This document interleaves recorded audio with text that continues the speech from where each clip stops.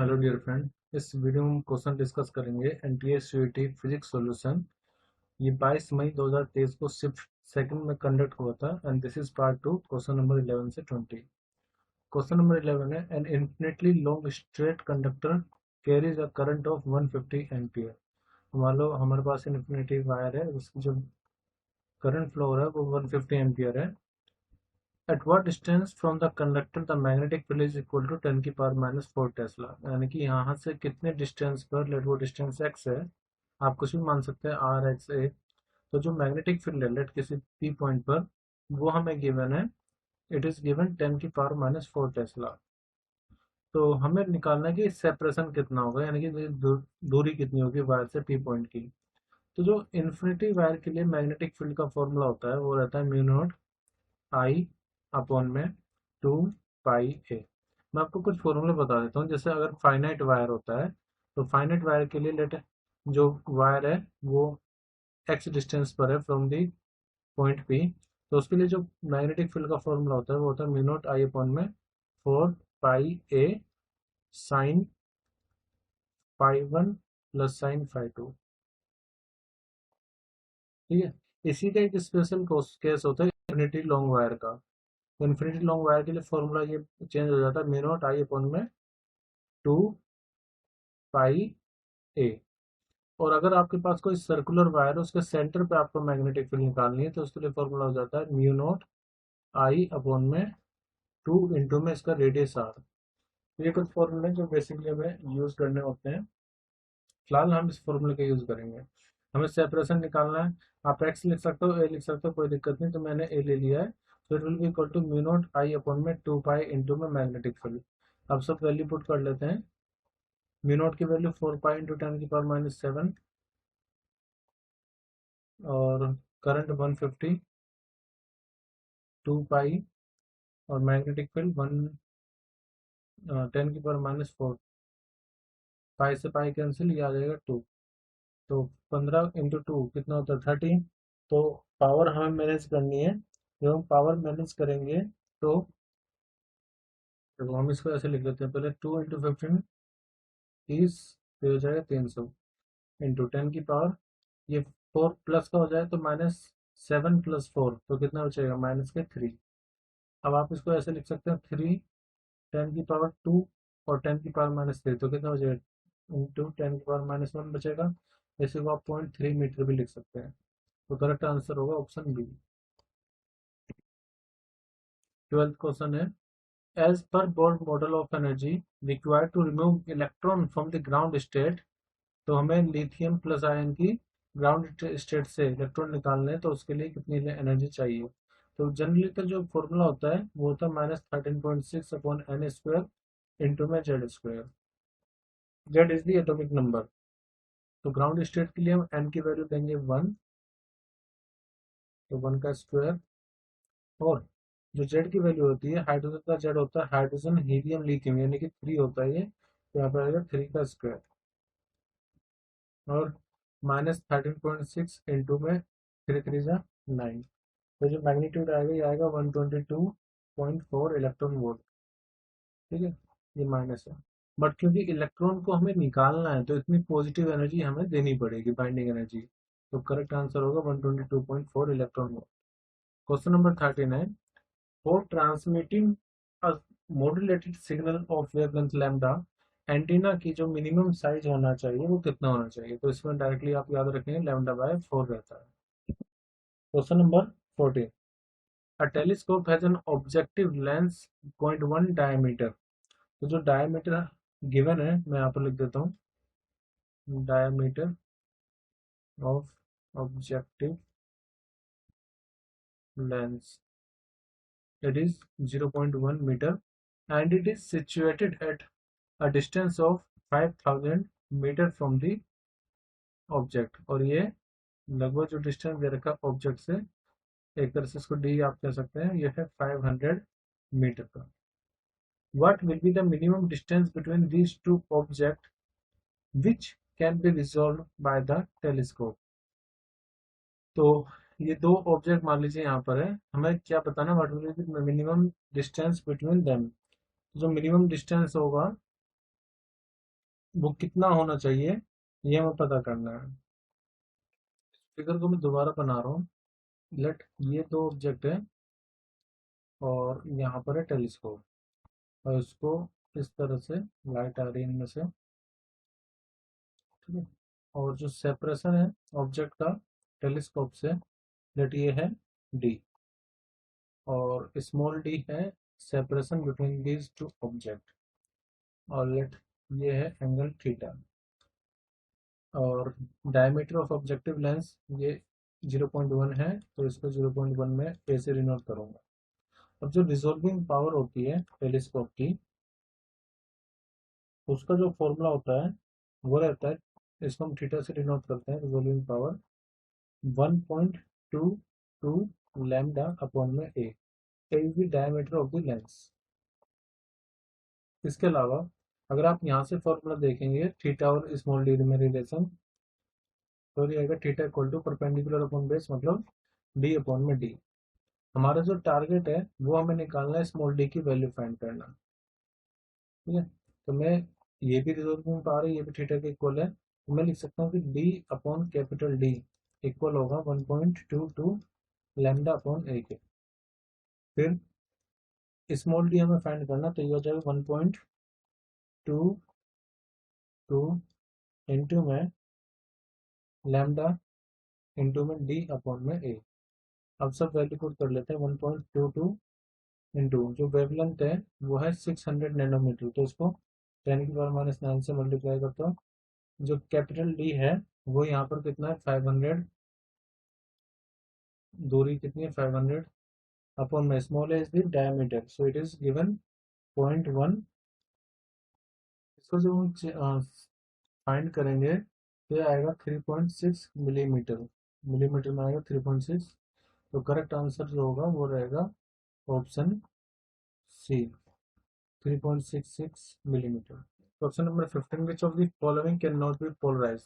देखो polarise transverse wave को तो हम कर सकते हैं, लेकिन जो लॉन्गिट्यूडिनल वेव है उसको नहीं करेंगे। Transverse wave can be polarised but longitudinal wave can not be polarised, as you know sound wave is longitudinal wave, तो उसको हम पोलराइज नहीं कर सकते। बाकी तीनों जो है इलेक्ट्रोमैग्नेटिक वेव होती हैं, और इलेक्ट्रोमैग्नेटिक वेव ट्रांसवर्स है नेचर में, और ट्रांसफर वेव को पोलराइज किया जा सकता है, तो साउंड वेव यहाँ पर करेक्ट आंसर होगा। Question number 16, which of the following statement are correct. पहला है moving charge produces a magnetic field in the surrounding space. जो मूविंग चार्ज होते हैं क्या वो अपने आसपास में मैग्नेटिक फील्ड को तैयार कर लेते हैं। B an instrument called current balance is used to measure mechanical force between two parallel conductor. तो एक इंस्ट्रूमेंट है, जैसे हमें पता है कि अगर दो पैरेलल कंडक्टर उसमें करंट फ्लो हो रहा है, तो एक दूसरे को अट्रैक्ट करते हैं अगर सेम डायरेक्शन में करंट है, रिपल करेंगे अगर अपोजिट डायरेक्शन में है तो करंट। तो क्या ये जो फोर्स है हम एक इंस्ट्रूमेंट से फाइंड कर सकते हैं, इसको बोलते हैं हम। और ए स्टेटमेंट भी सही, क्योंकि मूविंग चार्ज है, जैसे अगर करंट फ्लो कर रहा है तो करंट में मतलब क्या, इलेक्ट्रॉन मूव कर रहे हैं, तो अपने आसपास वो मैग्नेटिक फील्ड तैयार कर लेते हैं। तो ए और बी स्टेटमेंट सही है। तो जब ए और बी सही है तो हम अभी के लिए इसको हटा देते हैं, इसको भी हटा देते हैं, क्योंकि इसमें ए नहीं है और इसमें बी नहीं है, और इसको भी हटा देते हैं, तो हमारा जो आंसर होगा वो रहेगा ऑप्शन डी, करेक्ट आंसर होगा। बाकी स्टेटमेंट हम डिस्कस कर लेते हैं। The electron has intrinsic magnetic moment which is also known as orbital magnetic moment.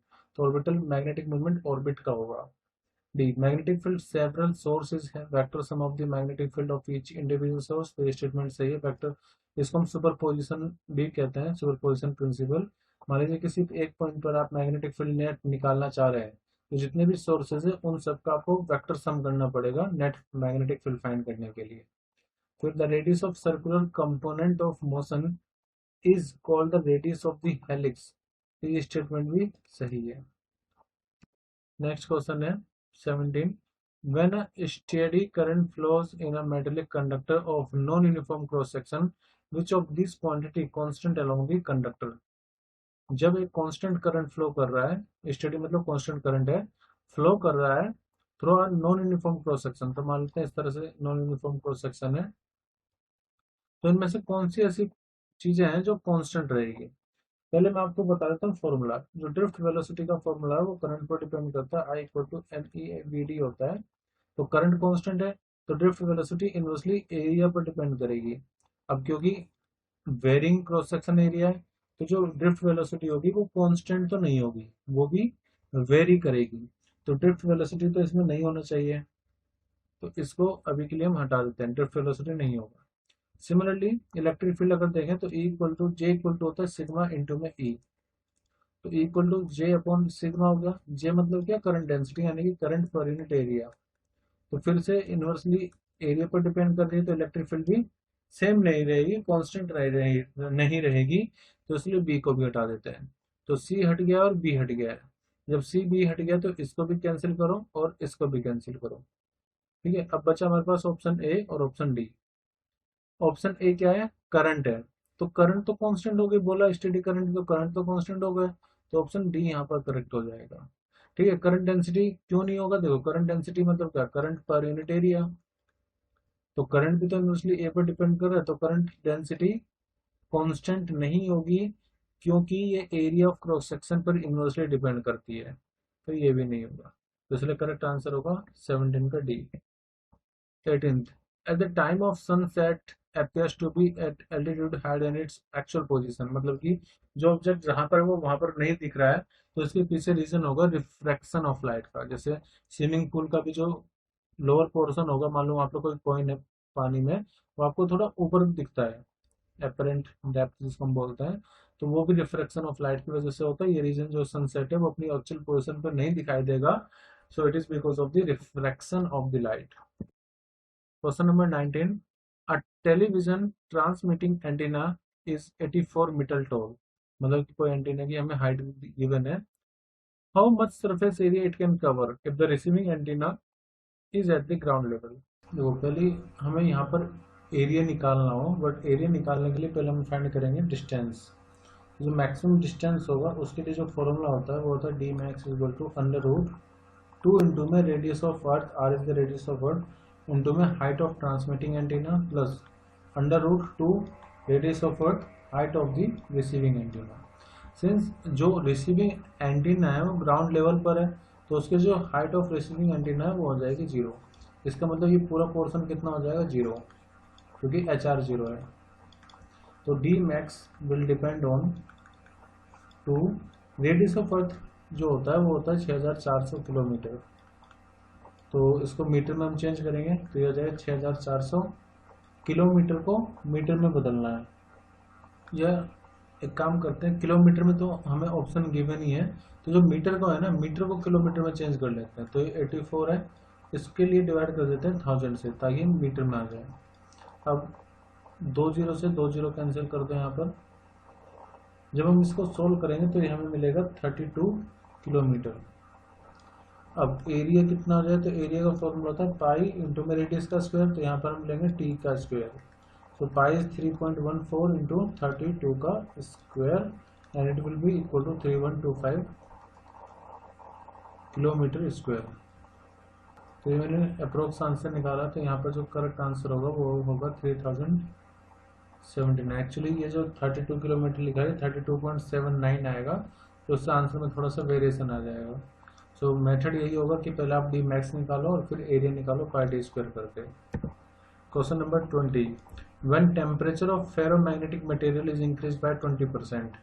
हम टेम्परेचर को इंक्रीज करके 20% कर रहे हैं, मतलब टेम्परेचर मान लो पहले T1 था, तो अब जो नया टेम्परेचर हो गया T2, वो 20% इंक्रीमेंट का मतलब हो गया T1 प्लस 20% ऑफ T1 और इंक्रीज कर दिया, तो ये हो जाएगा फाइनली 120 अपॉन में 100 ऑफ T1।